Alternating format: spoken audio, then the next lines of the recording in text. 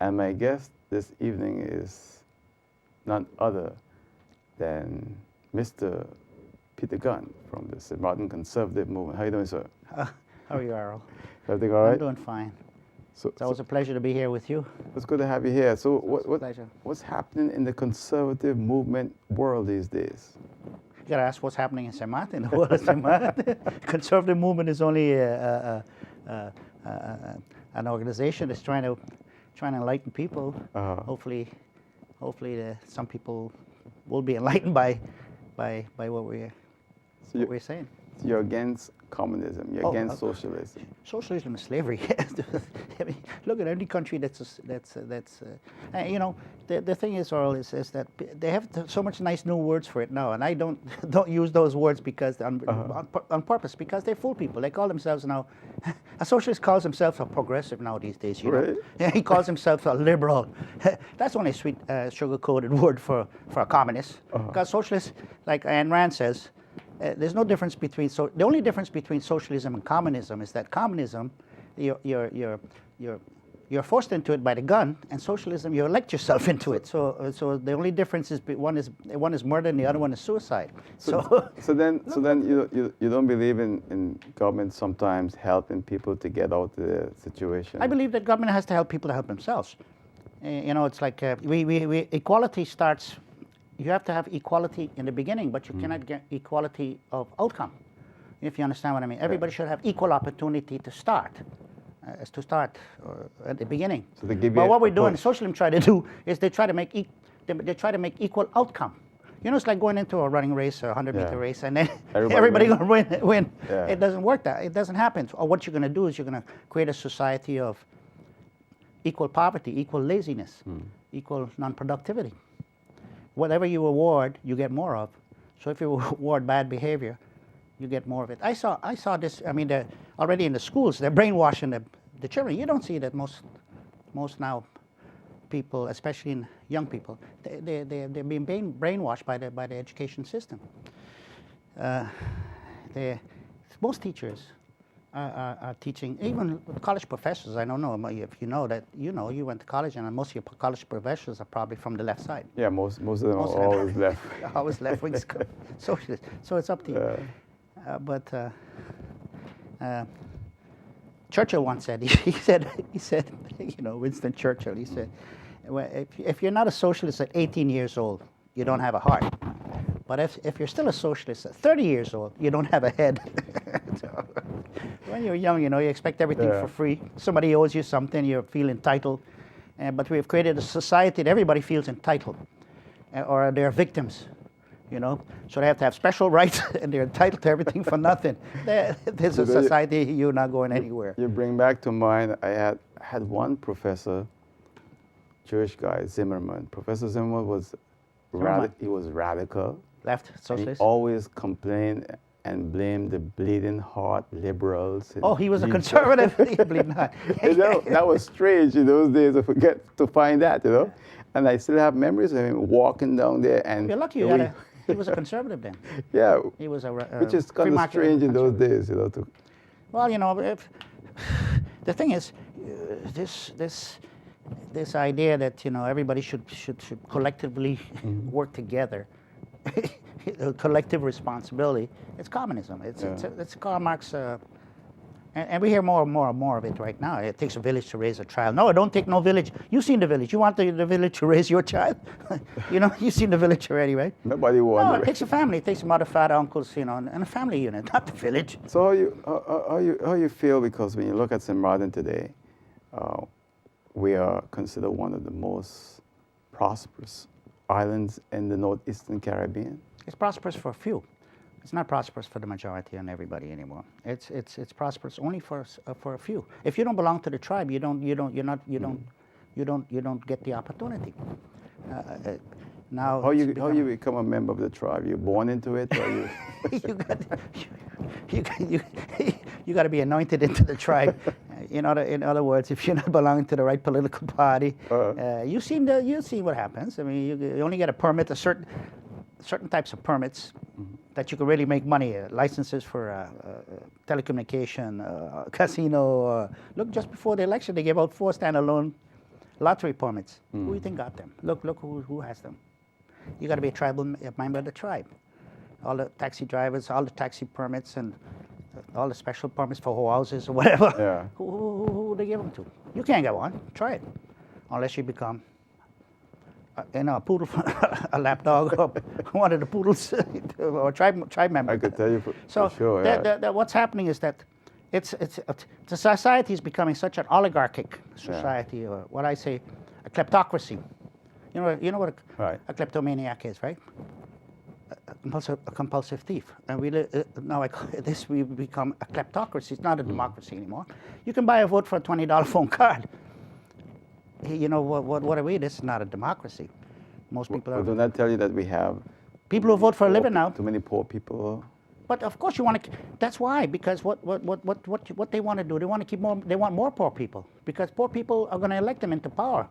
Because you promised them a hospital that, in a dream thing, and that where's the hospital that, they promised them all kind of free nuts. Somebody's got to pay for it. So the guy who works hard, they take away from him, and they reward the guy who doesn't do anything. So you say the poor people are the engine of the political movement then? Yeah, they exploit the poor people. What happens is, but they want more poor people. They want to keep, because they want to keep a dependency situation. They want to keep a certain group of people in dependency. Once they're they own them once they're dependent. So they throw a little breadcrumbs out there, and they own them. Look around election time. There's certain groups of people that own. They voted for the same party for the last 100 years. Well, they're still poor, but they still live in poverty, can hardly pay GB and pay their rent and eat. So what do you think? And they still support these people for the last. What do you think is the alternative to all of this on Maarten? People are not paying attention. People don't educate themselves and focus on what the party stands for. Look at they vote because of color of skin or family, and that's why that's why they end up living in poverty. So the tribes are the one that rule. Look at the whole Caribbean. Look, Guyana. I always say it. I was born in BG. I was born in BG in 1952. It was still British Guyana. My family left there in 1954. Got out of there because they saw what was coming. And they saw communism coming, right? Yeah. Got two political parties there, they're both communists. Indian party, and the majority of the people there are Indian and black. Right. So you had two political parties, and they're both communists. So you know what was coming. My father had got the hell out of there. Look at it today. It's one of the poorest countries in the Western Hemisphere, and it's got more natural resources than England, Scotland, Wales, and most countries put together. So what that tells you? Tells you that closed market socialism keeps people poor, but the idea is you keep the people poor and the few political elite on the top. Once you can get into power, you set up the system in such a way that they can't get you out again. There's no freedom of speech over there. You got to watch it. You go and say anything against the ruling elite, they find you in a gutter somewhere dead the next day. So we have freedom of speeches in Maarten, you think? Freedom of speech to an extent. Right now they're trying to curb your speech by this political correct speech. Oh, you're not allowed to say this and that. This is all speech censorship, Oh, you can't say anti-man anymore. You got to call them gay. You go, hold on a minute. They're anti-man. They're not man. They're anti-man. And I ain't going to change my word. But what? For nobody. But what? Does the social? You can't say this and you can't say that. Yeah. It's like, hold on a minute. Oh, you're going to offend this one. Yeah, well, you offend me too if you walk in the street and you two men kissing each other in the street. Yeah, I'm offended by it too. Don't give me no nonsense. So only you could get offended. I can't get offended. What do you think? Like a little girl. Not that you bring that up. Everything offends me now. So the social conservative movement it's against also. No, it's a libertarian movement. No, we're not. Listen, we're not. I don't care what the gays do, but what we're against is we're against legalizing it, because when you legalize it, you're forcing me to agree with it, and the people who disagree with it to agree with it. It's not a normal thing. You can't tell me it's a civil right neither. No moral wrong can be a civil right. So it's wrong. You do what you want to do. If you want to drop your pants, grab your ankles for your dog, your donkey, your horse, or your pet goat, or a man, that's your business. But don't impose it on me. If you force me to agree, if you force it into law, you're forcing me and the people who disagree with it. What about my civil rights? And those people's civil rights? But in Holland, gay couple have rights, and a lot of people say like, look. But what about the people who disagree with it? Putin told them the other day. The Soviet Union, any kind of communism is atheist. It's a secular society, so it's a secular system. So it's a communism. It's the state becomes God. Anyway, they don't believe in. They're atheists, so they don't believe in God, and they try to stifle anything to do with God because God is preaching. The Bible is preaching freedom. They don't want to hear independent person. The person being independent. So Putin told him the other day. He said, "Who's the atheist now?" He said, "Look, you got a bunch of nice churches and cathedrals all over Europe, but on Sunday you don't see nobody inside anymore. And you run around all over the streets with a bunch of gays and freaks and all kind of stuff." He said, "Look, don't bring it to Russia, though." He said, "Well, who's the atheist now? America?" And he said, "Look at America, the United States and Europe." He said, "They're the atheists today." And they are. So you think because these countries open their arms to gay people that they're the atheists? They don't believe in God. They're atheists. You don't see now? They say now they're born pedophilias. You know, they're born with that. They're born loving animals. Let me ask you this, because the Pope now is saying, who am I to judge? Well, the Pope is, liberation theology. You ever heard about liberation theology? It comes out of South America. It's called Christian communism. And this Pope here, I'm a little concerned about this because if people are watching right now, go on your computer and Google liberation theology. It is Christian communism that came out of the Catholic Church in South America during the 60s, and it's twisting the Bible into a communist idea.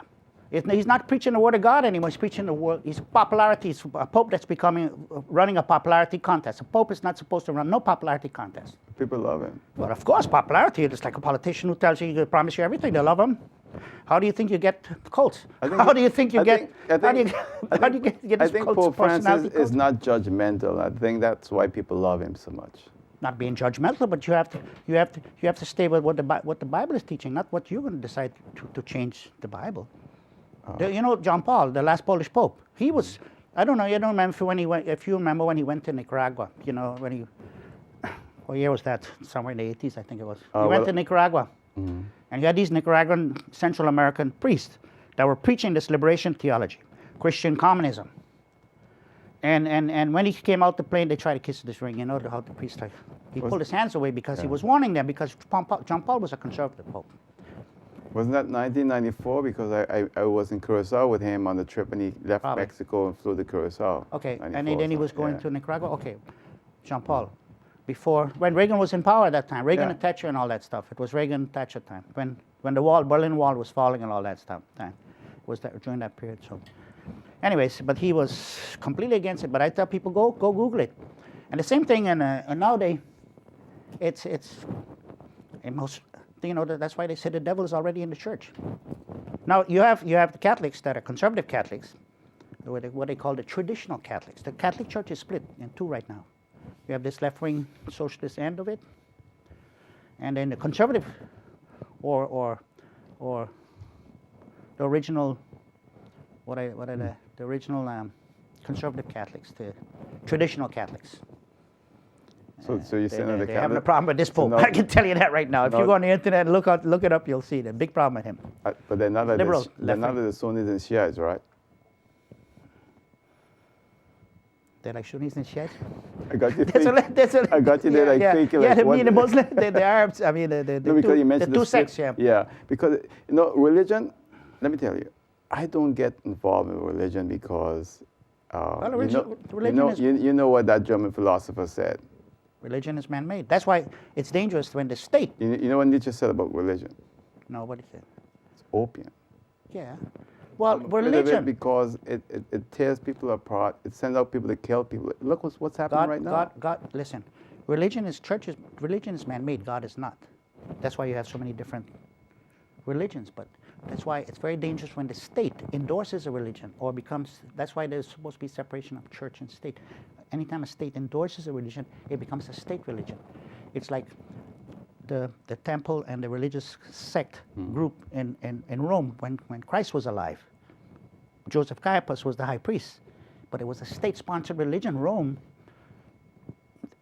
the temples and the priests were all rich, and they were getting the benefits of the taxes. And whatever the state wanted, the religion endorsed and fed it to the people to support the state. This is a dangerous thing. Religion has to be separate. God has to be separate from the state. Religion has to be separate from the state. Right now we have a situation in St. Maarten where the state pays religions. So you say religion is a business in a way.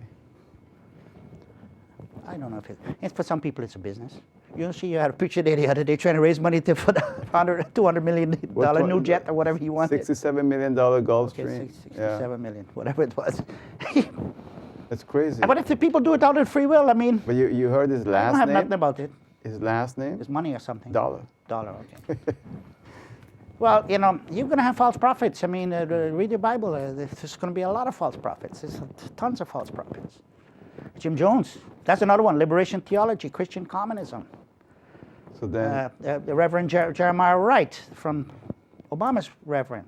Liberation theologist, he considers himself a black liberation theology. look at it. Look it up. It's Christian communism, brother. But no, what is black, white, blue, green, or yellow? You heard what the King of Jordan said, that this is actually, in essence, the Third World War with ISIS pushing for a caliphate in that region. But what the I admire, whole sectarian fight and everything else. What I admire about the Christians in that part of the world, they're the oldest Christians, from 2,000 years. Yeah, the Syrian Christians and the Egyptian Christians and the Iraqi Christians, Right. the oldest ones. They refuse they kill them. They refuse to denounce their Christianity and convert to Islam or whatever, and they're chopping off their heads. And the rest of the Christian world doesn't do anything. And even in Nigeria and in North Africa, how much Christians they're killing? Tons of Christians, and the world is doing nothing. The other Christians are doing nothing. They're raising money to fly around the world in jets. And why we raise the money to go and help those people over there and do something, buy arms or something so they can defend themselves? You know, this is a serious thing. But those are real Christians. They refuse to denounce their Christianity. And if you're going to get your head chopped off, you'd see how fast a lot of these who are in church every day on a Sunday and everything else, as soon as they hear about renouncing, if they want to get their heads cut off, I bet you they renounce their so-called Christianity in a big hurry. You really think that? Yeah, there's a lot of, don't get me wrong, it's better to be in a church on a Sunday than to be in a crack house on a Sunday. But some of them are so fake, it's unbelievable. I mean, but we're living in a very dangerous world. Yeah, because, that's why you got to stand up and fight. Listen, once you're alive, right? You got to do what you believe, what's right. And if you're going to try to survive just by fooling people and by exploiting people and then telling them, feeding them a lot of lies to get ahead and exploiting them, and some people are comfortable with that. I don't know how they can live at night. How could they sleep at night? Because I see some people became rich on this island by lying and cheating and exploiting poor people, and I don't know how they sleep. They don't have a conscience. I see it, and I know quite a few of them. Sometimes that's why I always say it's better to eat crumbs with bums than to eat steak with snakes. There are a lot of snakes around. When you think about all the issues in terms of integrity, still you have the SZV with the alleged selling of cards. Well, anytime you make a big bureaucracy, you put the government involved, you're going to get corruption. That's why there's the same thing with that you have to be careful with public-private partnerships. I heard Emily Lee with it, and I heard him on Sunday again. He supports it, but he maybe doesn't understand what I'm saying. Anytime the government get involved in a partnership deal with the private sector, you're creating a crony capitalism.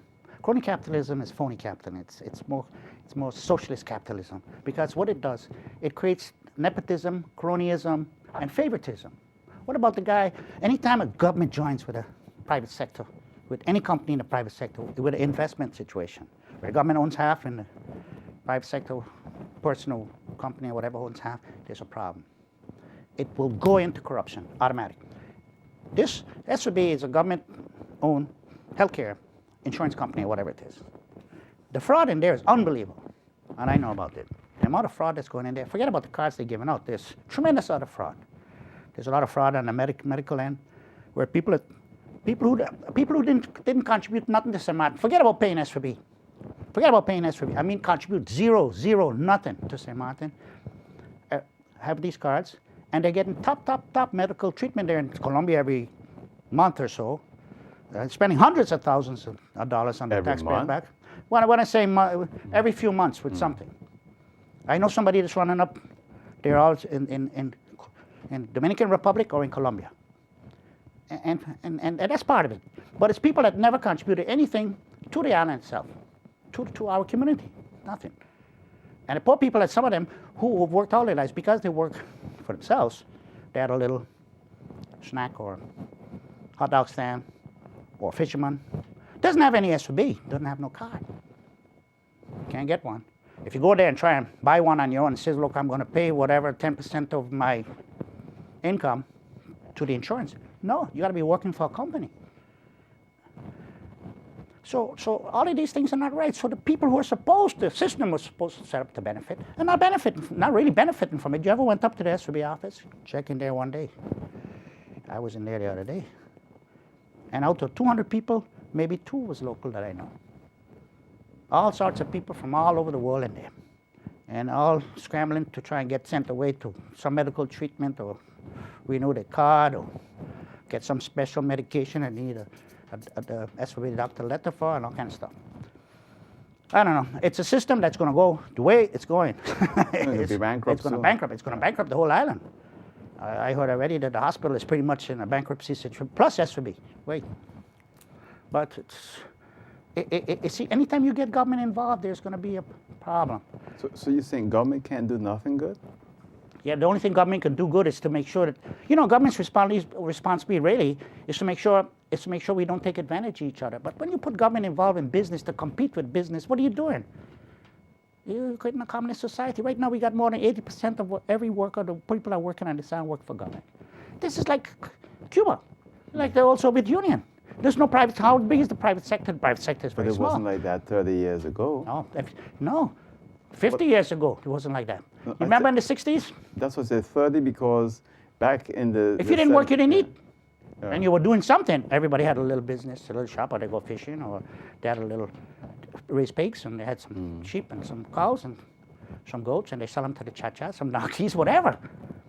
But fishing and plant something and you know something and nobody was going looking for welfare, no free nothing. But you know something what could they need?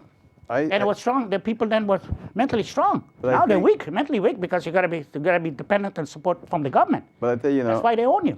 I think this has always been like that. I'll tell you why. I remember the first morning I walked into the administration building as a civil servant. I worked for the government for 10 years, and people met me at the door. People standing outside. People saying congratulations, like I won the lottery. No. And serious. It's like I had won, and it's just another job.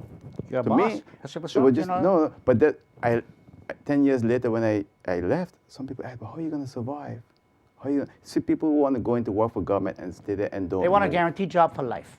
And that's I know a lot of people like that. I mean, and I grew up, but a lot of people like that. They work in government for all their lives. And my ex-wife is one. Worked for all their lives. They want nothing wrong with that per se. But some people when you have the whole country want to be like that, then you have a problem. Yeah. Everybody can't work for government. But that's what it is. It's people looking for guarantees. They say, well, look, I want to guarantee. Become a priest. But there's certain people. But when you have all the majority of the people thinking that way, you got a problem. Or you can always become a priest too. That's a guarantee of a life and job. Yeah, there you go. A priest. Or a nun. You're taking care for the rest of your life. Yeah, but that's tough. That's tough. But it's a thing that people are brought up with. You got to get. I was talking to a little kid not so long ago over there, by Chic supermarket not long ago. I don't know if I mentioned it to you already. And she was maybe about 10 or 11 years old. So I was just saying, what are you going to study? What are you going to do when you grow up? She said, I'm going to work for government. I'm going to be a civil servant. I said, what do you want to be a civil servant for? I said, well, I can tell people what to do. When I heard that, I said, well, But now a lot of young people want to study to become a minister. Which minister? Prime minister? I mean, a minister in the government or a minister preacher? Minister, but you cannot study to be that. But that tells you the mentality of people today. But it's sad. And then we have a system, and we have some of the ex senators I hear them telling kids, school kids, and when they're speaking to them at a graduation or something, that they should think about studying to come back to be civil servants. When I heard that, I nearly fell through You the heard floor. that? Really? Instead of trying to encourage them to be entrepreneurs, to be job creators, not to be workers, to create jobs, to be entrepreneurs, not. I'm thinking to myself, they're telling people that you should come back and work for somebody. But let me ask you this. Let me mentality ask you this. Do you think that civil servants should run for political office and go back? No, not when they're civil servants. They should, no. That's conflict of interest immediately. That's why there should be a code of conduct for civil servants. Nowhere in the world that's allowed. It's conflict of interest automatically. You should be out of government for 3 years, retired or whatever, or left or retired. Either working in the private sector. It should not be. It's completely conflict of interest. So you find Because that a civil servant is what? A civil servant wants more power. It becomes a dictator. A civil servant doesn't know what the real world has to deal with. Has never owned a hot dog stand. Doesn't know what it takes for a guy to make $1. They have no clue.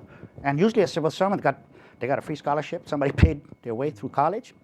They got a free job when they came back. They never had to hustle for nothing, so they don't understand what the real world is. But they feel that they're smarter than everybody else because they got some kind of degree, But they can tell you what to do. Yeah, exactly. Because you too damn dumb, You can't think for yourself. I got to think for you. So that's the danger. They have to be out in the private sector not from inside government. We should have a code of conduct. Any country has a code of conduct for civil servants. Another thing is when there's political election time, and the civil servants should not be involved with showing their colors for any party. Doesn't matter what. Because certain party get elected, and this guy is head of that department. He wants to work against that guy because he's not. They're in different opposite parties. But in a small island. Anywhere, small, big, or anywhere. It's small. It's even worse. Because he's going to work against you when you give orders as a prime minister from a certain government, and he's going down the line. He gets to this department. He's against you. He's supporting another party. He's not gonna obey the order. He's gonna do everything in his power to not to comply with what you want. It's already happening. Well, I know. That's the danger, and that's the danger with public-private partnerships. And that's why I think government should not be in business at all. Sell off. Look at government companies. Who are they benefiting? They're not benefiting the regular guy on the road. They benefit the politicians and their friends. That's it. They're piggy banks for them. Come on, everybody knows it. All right. Unless you're dead, dumb, blind. I gotta. Deaf, blind. You Catholic, Muslim? Well, I was no. I was born a Catholic, but I was no. But I was born a Catholic. But I saw delusion with the Catholic Church for many years already. That I'm a Christian. But Catholics are supposed to be Christians too. But I got very delusional with the Catholic Church. So you don't go to church anymore? Well, I mean once in a while, but no church can save you. That's for sure. But it's good to go to church sometime. Yeah, but I always say, if going to a church, sitting in a church on a Sunday makes one a Christian, then sitting in a garage on any day would also make one a car. So you should be, it's like I heard one of the famous preachers on television saying the other day, he said, you got Christians and you got Christians. You got church-going Christians on the Sunday. You got dress-up Christians. You got Christians. I'm not going to say, who's a Christian or not. It's not for me to judge that part. But I see them at church on a Sunday, and they come out and they agree with abortion, and they agree with anti-man marriage, and they agree with they're in the wrong church. The church they're going to is the church of the devil for sure. Conservatives are in church every Sunday in America. Yes, especially the Southern Baptists, you go to Texas or any one of those southern states, North Carolina, South Carolina, all that. Yeah, Virginia. Then don't show up on the lawn at night, then they pull out a gun and shoot you. Well, they believe in the Bible and their gun, but they have a right to defend themselves. There's only the left. You notice that every country that they have genocide, they disarm the people first. First, the Russians disarmed the people. Hitler disarmed all the people. Guyana, Dung, and Burnham disarm all the people, and every day they're killing them. Venezuela disarm all of them, and they got more crime in Venezuela than anywhere else right now. It's one of the highest crime. You don't see even Curacao, the Dutch embassy warning people about going to Venezuela, how dangerous it is. It's one of the most highest crime. Mexico, all of them. They disarm the people, and only the criminals are on. But Venezuela has been always a very dangerous. It's not just. But it's much more dangerous now. It's much more dangerous now. Venezuela is one of the highest crime places in the world. Highest murder rate plus. I've been in Caracas and see armored trucks pull up to banks, and I tell you, it's not like anywhere else. Colombia it's too. unbelievable. Colombia too. When you see the amount of people that have guys to come out with guns all over. Yeah. I seen two guys get shot while trying to rob a bank in Colombia. In Cali once, I'm driving down the road, and I saw all this confusion and guys running out the bank everywhere. They shot them right in the bank. Colombia's going through quite a renaissance right now. Colombia? Yeah. Colombia's good now. Yeah. But you got a good president. You got a conservative president. He got for the last 10 years, Colombia is one of the best economies in South America at the moment. Panama too. Yeah. The ones that are going down the drain is Brazil and Argentina. Two communists running that place for a while. Communists running that place. If you look at, I would say people who are watching this now, they should go on the internet. If you have access to internet at home, go and look up the 2015 Index of Economic Freedoms, and you're going to see from the index, it's going to give you the countries that are most successful or the most economically free. So go and look at the 2015 Index of Economic Freedoms, and I'll give you an idea. Colombia and Venezuela. Brazil, Argentina, they're down on the bottom, like Suriname, Guyana. They're not economically free. The Caribbean is moderately free. Most of the Caribbean. St. Maarten is getting more and more unfree.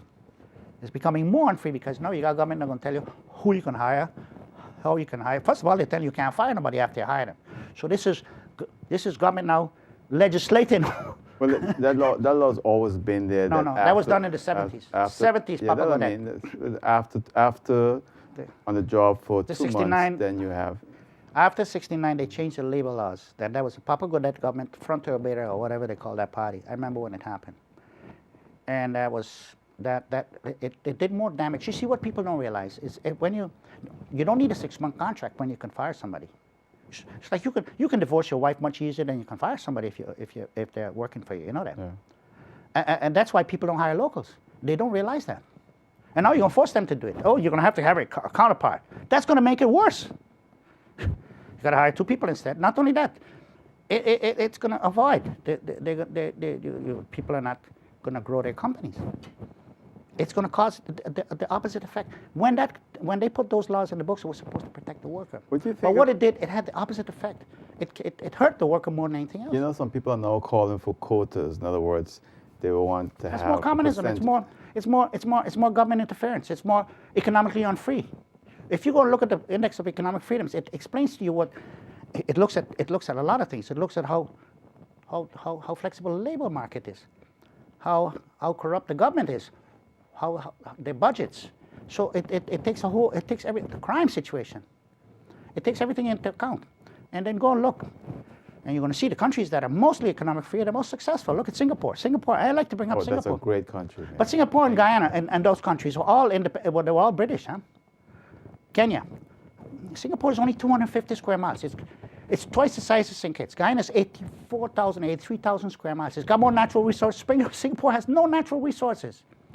But they have one of the best banking systems. Free market. Yeah. Taxes. Free market. And one is free market capitalism, and the other one is closed market socialism. And their banks are well capitalized. Yeah. If you look at the streets of Georgetown today, it's a ghetto. I mean, Singapore. I don't want to. Don't jump so quick to confuse people. I'm talking about Singapore now that you mentioned. But I'm drawing the reference between the two of them because they were both British, and when they became independent, they were both economically on the same par, on the same level. It's just one was one became free market capital. Singapore is the number 2 richest country in the world. The highest per capita income. Then you got a place like Guyana, it's the poorest country in the Western Hemisphere, and the lowest per capita income.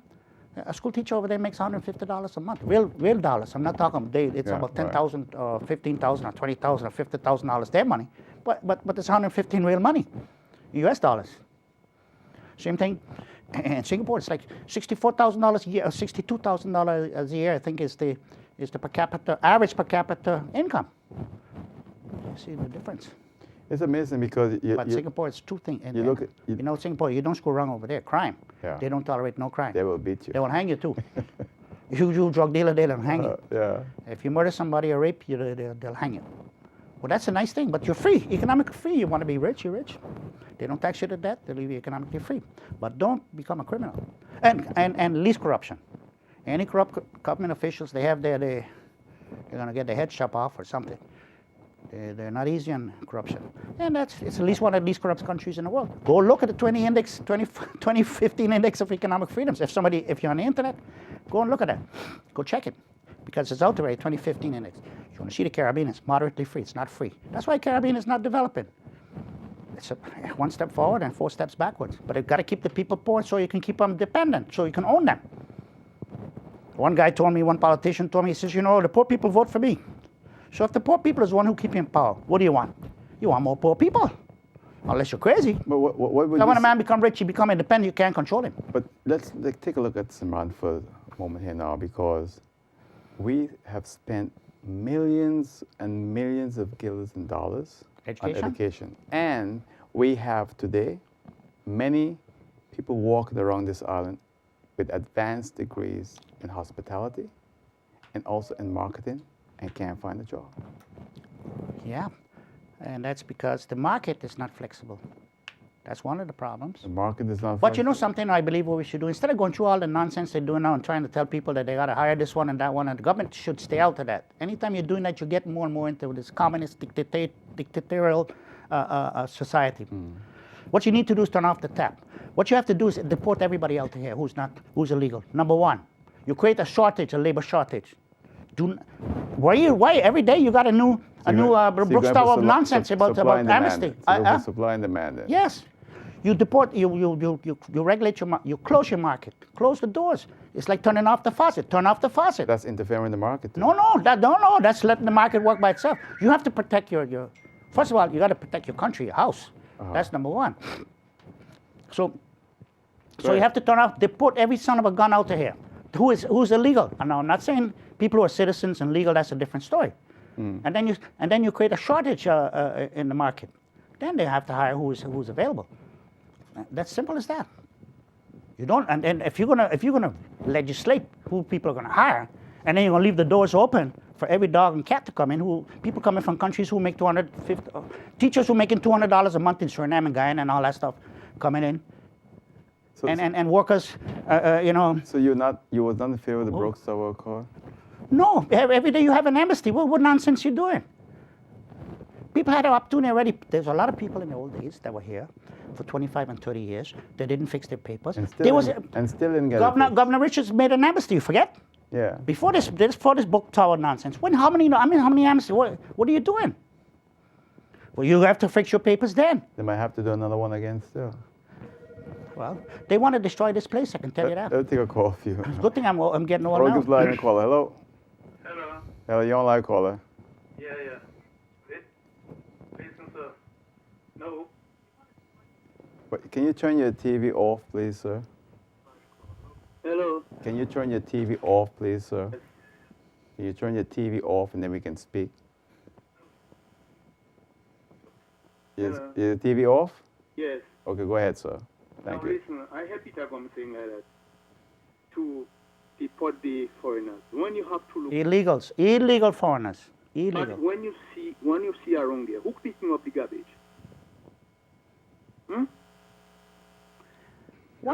Once you're legal, it's not a problem. They got legal Haitians here. You sound like a Haitian. You're Haitian? Mostly Haitian picking up the garbage. You're Haitian, right? Are you legal? Once you're legal, you got nothing to worry about. I'm from here, sir. Well, you sound like a Haitian to me, maybe. But once you got a Dutch passport, then you're from here. Nobody don't want to pick up the garbage, septic tank. Who going to thing it? It's a mess you're going to make here. Now that's the excuse we've been having for forever now. We got enough people to pick up the garbage already. We don't need any more. You got me laughing though. You from here, you said? Yeah. Yeah. You got a Dominican accent, man. Dominican or Haitian, I want him. You got a Dominican accent. Anyhow. That's the point. Mr. Gunn is saying, look, I don't agree or disagree with him, but he's saying the illegal. He's not saying everybody. Once you're legal, you're legal. Listen, and they got good immigrants. We all know that. So you understand? Yeah. Yeah, he's not saying, he's saying the illegal. If you're on the island illegally, that's what he's saying. Yeah, because he said pick them up and take them. Yeah, if you're legal, yeah. Yeah, it's about time because you look what's happening in St. Maarten now. St. Maarten is like a dog with too many ticks. It's time to get them, get it off the dog. I mean, where you come from? You got a bunch of illegals in your country? I bet you don't have no illegals in your country. Where you come from? Originally. That road at all because all over have people. And I tell you, it's a lot I just say, if you're legal, you're legal. Once you're illegal, you broke the law already. You're a criminal already in our country. Okay? Don't use that road. I said, you'll tell me what word to use. There you go with this nonsense now. Don't be racist. Thank you.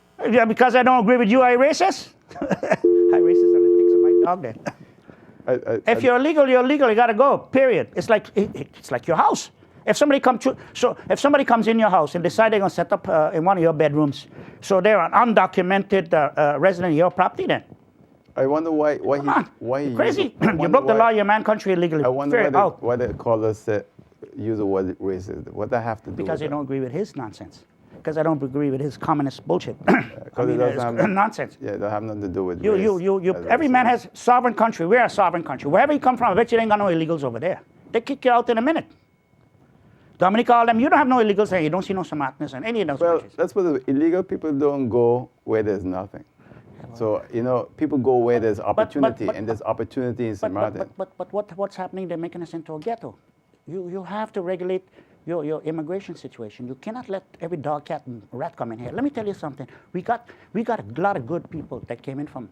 I was born in BG. I don't tell nobody. I was born in one of those third world banana republics, and I'm so disappointed with that country that it's for me it can go to hell. If there's a war tomorrow between Samaritan and there, I'd be the first one in the front line to fight against them.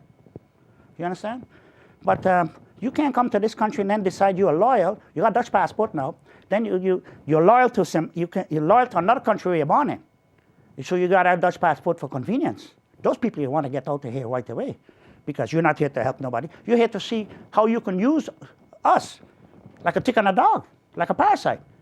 I say if you're not loyal to the country, you got a Dutch passport. You're not loyal to Samaritan. It's time to pack that passport up at the airport. Go back to where you come from. Maybe they're loyal to Holland. Well, they can be loyal if they got Dutch passport. They could be loyal to Holland. Ain't nothing wrong with that.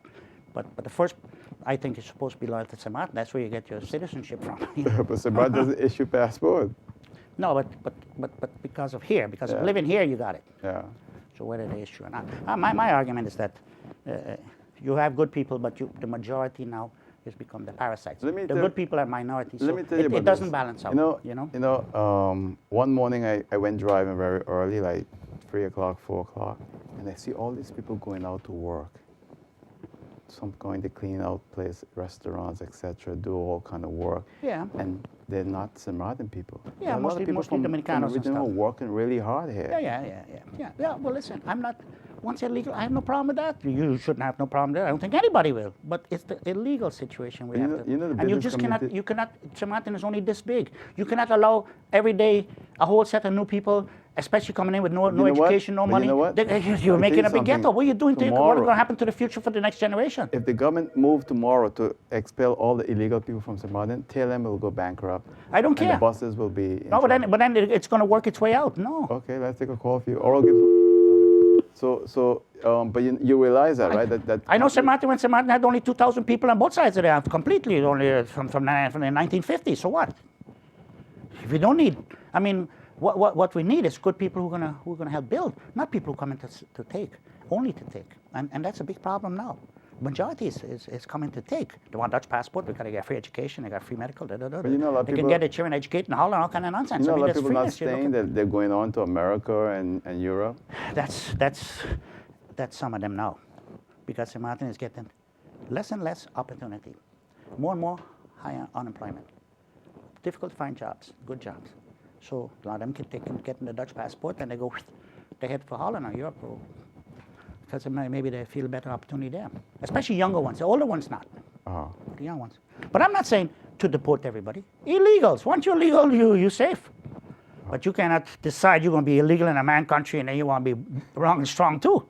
It's Peter Gunn from the Mountain Conservative Movement. I like it now. Then your country illegally and they're going to tell you how to run things.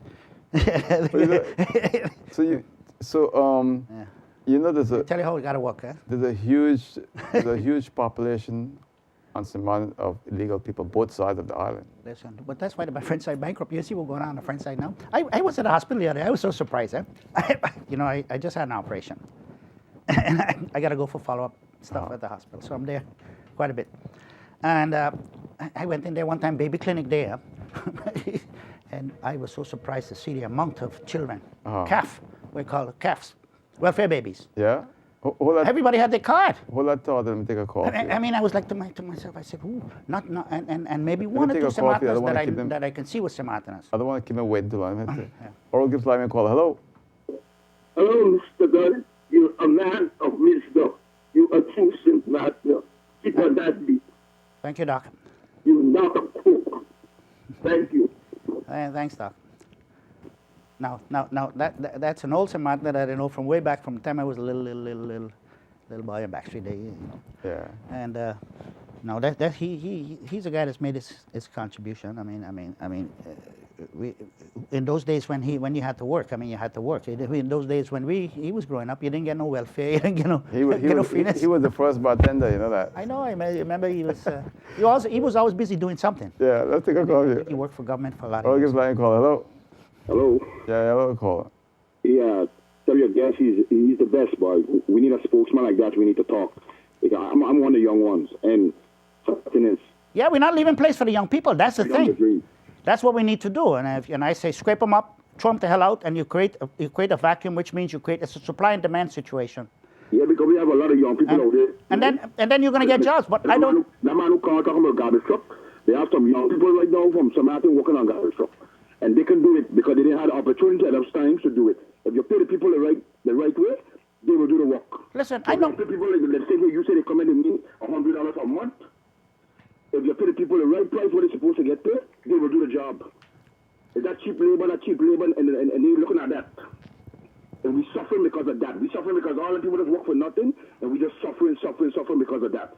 We ain't going to let them work for $200 for nothing, and they're making millions on top of we. No. What's due for you is due for you. You have to get. You cannot go and work for nothing. If you show people you're working for nothing, it's like they have you like a dog. And you all have a good night. Yeah, I know, guys. I know. I have some friends in the States. They work on garbage trucks. They call themselves sanitary engineers or whatever. No, sanitation worker, but they get very well paid. They get paid $120,000 a year. You can't get that job in America. They drive a Lexus and Mercedes-Benz. That's a white man job. Very few black men have that job. No, but I'm telling you. So I'm just telling you, very few black men have that job. I say, forget about this now. You know, these people try to look to be the victim. They try to play this victim mentality nonsense. We don't want to hear that nonsense anymore. But I think there's enough people here. We had the door open long enough that you let a certain amount of people in. We have too much already. Let me take a call. So I would say, who's here? Who's here is here. Who's legal is legal. Who's Dutch is Dutch. They ain't going away. You know what I'm talking about. Let me take a call for you there. Oral Gibbes, let me call. Hello. Good evening, OJ. Good evening. Yeah, good evening to you and to Mr. Gunn. Good evening, ma'am. Big up.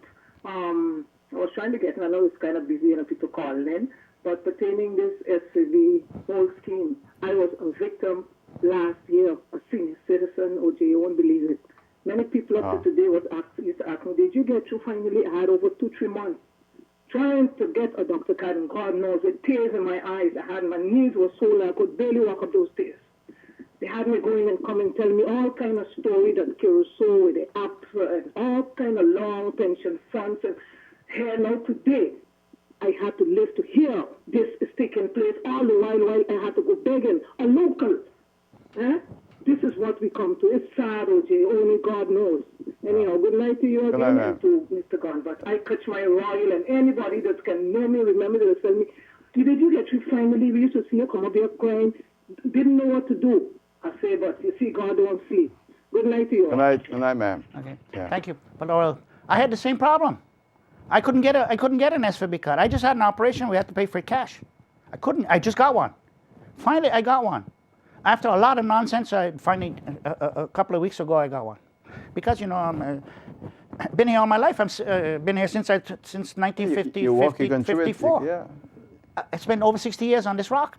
When I see people come here that didn't hit a stroke of work, they married somebody for a Dutch passport and all kind of nonsense, never hit a stroke of work, and they're on SVB and now, and some of them have not even been here 4 or 5 years yet, and the medical bills that they're running up because they got some medical issues where they got to send them to Colombia and send them to San Domingo and all over the place, and some people don't on SVB via some some connections they have inside, that they put them on some big company. That company don't even know these people are under their company. Company paying for it because maybe they have so many workers or whatever. There's a lot of nonsense going on. People, and these people are draining the system and bankrupting the system. I want to go back to the. I was one that like this lady that couldn't get a card. Yeah. They had me running all over the place. And right now, it's right now for a pension too. I don't have a pension. I'm 62 years old. They got me all over the place with all kind of nonsense still. Maybe they're saying you're too outspoken. I don't care what they say. You know, Mr. Gunn. But I ain't gonna stop speaking. I don't give a damn.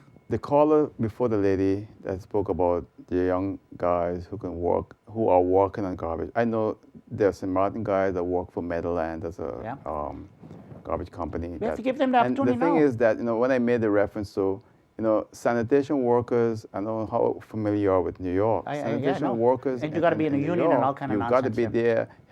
Family, fatherly, son goes in. And traditionally, it's been a white man job. Only now you have black people getting into it. It's like That's a tribal thing. It's like a tribal thing. It's you're part of the family. Caribbean, here in St. Maarten, what you have now, look, when I was a little boy, my father used to clean the beach. Yeah, I remember. You know, my father used to clean the beach. I remember. He was born in St. Maarten. Father, yeah. In those days, we had no foreigners. We did it. Yeah. So there's nothing wrong with that. Sam used to clean the beach. So nothing wrong with that. I remember Sam. But you know what? We need to pay our people good. All the people from down the street were. No, I'm saying we need to pay our people good. If you pay them good, they can do any job. Yes,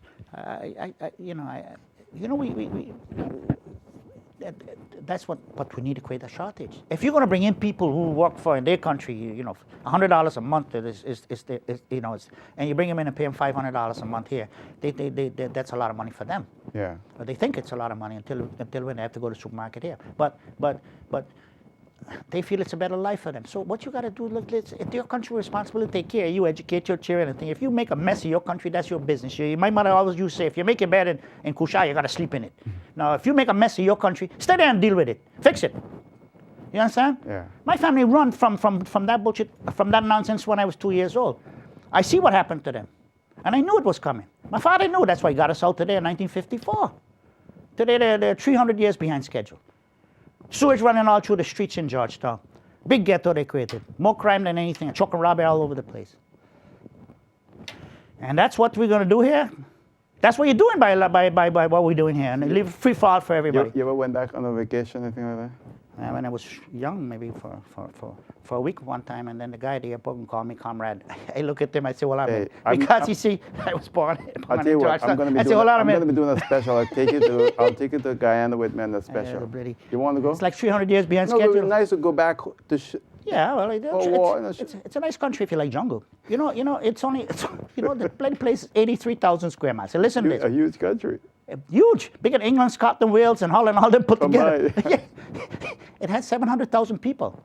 Most of the people are outside. That's for sure. Of them live in. They're in Canada, the United States, all over England, all over the place. Imagine a country so big. The population is only a small place around the coastline. The rest is pure jungle. Yeah.